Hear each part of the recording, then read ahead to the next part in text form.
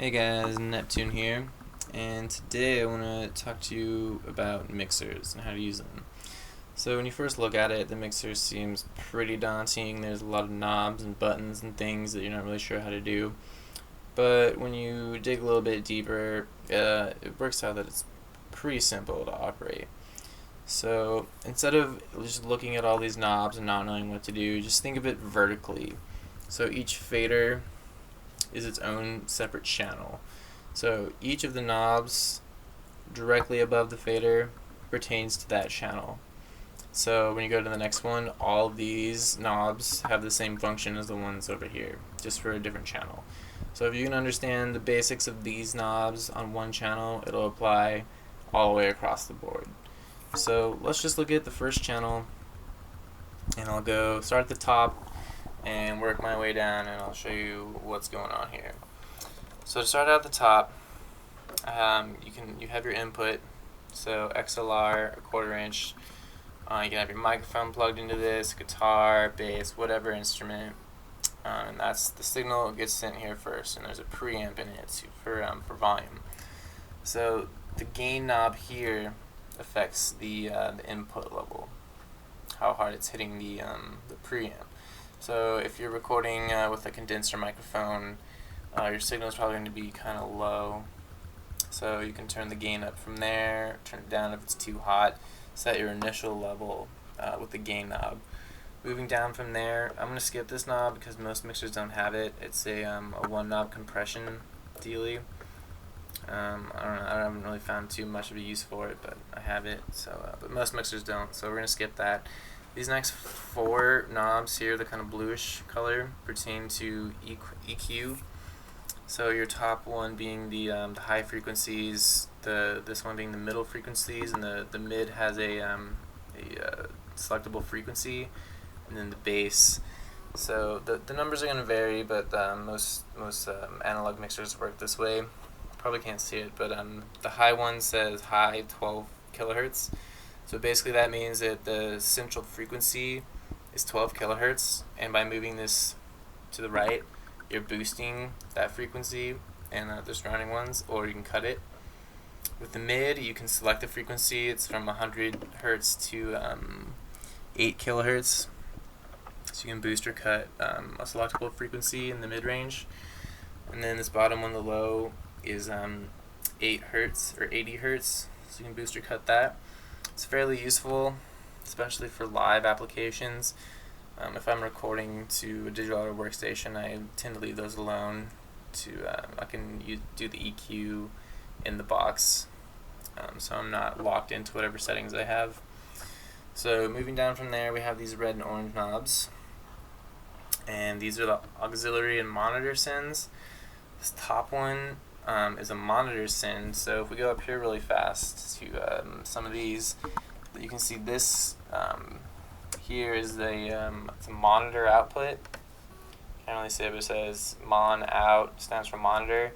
So if you take a 1/4 inch and take this out and plug it into a monitor, then you can control on each channel how much of this signal is being sent to an external monitor. So that can be very useful on a stage.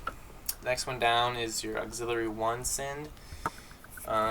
So auxiliaries were really confusing to me to begin with, but they're also fairly simple to figure out.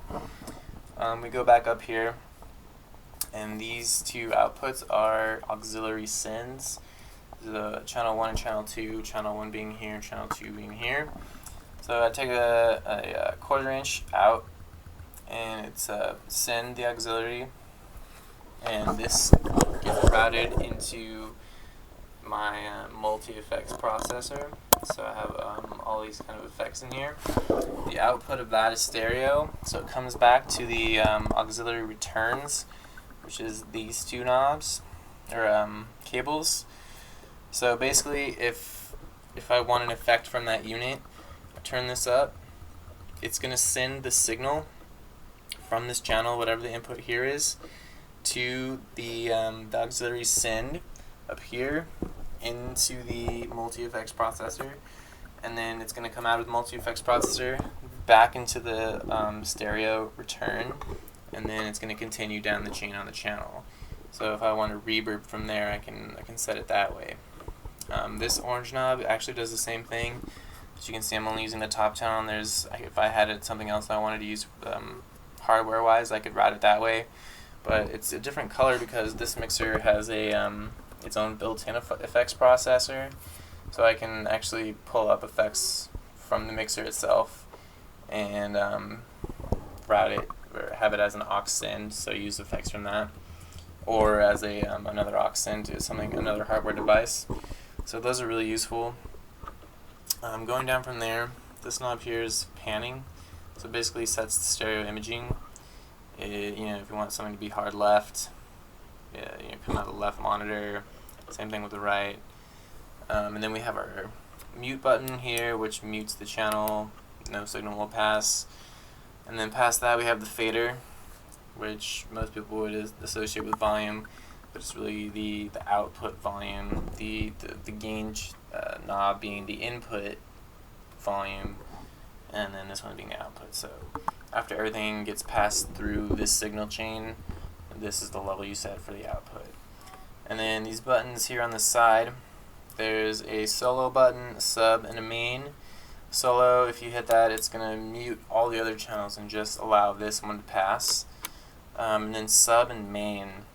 On the back of the mixer, there's the outputs. There's the main outputs, which is what I'm using right now. I have two main outputs going to monitors. So I have the main button pushed, but there's also a sub output, which you could use for monitors or anything else really. So if you wanted this signal to head also to the sub outputs, you would hit the sub button and they would get sent there, and you could have it going both ways or just one. So that's what one channel in the mixer looks like, and they're virtually all identical from there. So like these are the EQ on channel 2, these are the EQ on channel 3, so on and so forth. This one only has 6 preamps and only 6 XLRs, so if you get to channel 7 and 8, all that, there's actually stereo inputs. So if you plug something in just the left, pan it all the way left, that's channel 7, pan it all the way to right, channel 8, put something in the right input. So I would use these kind of for keyboards, something with a stereo output, or synthesizers, something like that. So in general, that's what all these little knobs do. Now we're going to look at the master section, the main section that's a little bit different.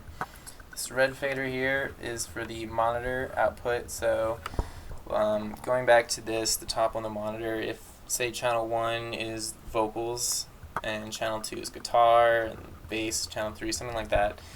So you're sending it all to a monitor. The auxiliaries kind of go horizontal. So let's say that you're on stage and you want, a lot of vocals. You want to hear yourself if you're singing, so you turn the aux up on that, and less guitar, average bass, whatever. This all goes sideways, and then this one actually controls the overall level of the monitor. So you have your mix set up with these knobs, and this just controls how loud or soft basically the monitor gets. These two knobs here is for the aux send and the aux return. So the aux send is how much signal is being sent to the auxiliary send, and then the aux return is how much signal you're allowing to go from the send to whatever channel you have that you're turning it up or whatever. So yeah, that's that. This orange one is for the internal effects processor. Then there's the sub outputs. So if you're routing something through the sub outputs, you can control the level there. Then you also have your main mix, which is controlling your main outs, and this one has a LED light up to show you your level. So if you get into the red, that's clipping the mixer, and you want to adjust your levels down. So, and it'll also show you if you're running the phantom power, if the thing's on, useful stuff like that. Now then there's a graphic EQ. So this you can EQ in. This button here will activate this, and you can have it in your main mix or your monitor. So you can adjust individual frequencies there, which gives you more detail than just the 3-band EQ here. Yeah. So in a nutshell, that's pretty much how mixers work. Yeah, across the board, they vary from unit to unit, but overall, they have the same function and a lot of the same controls. So I hope you found this useful.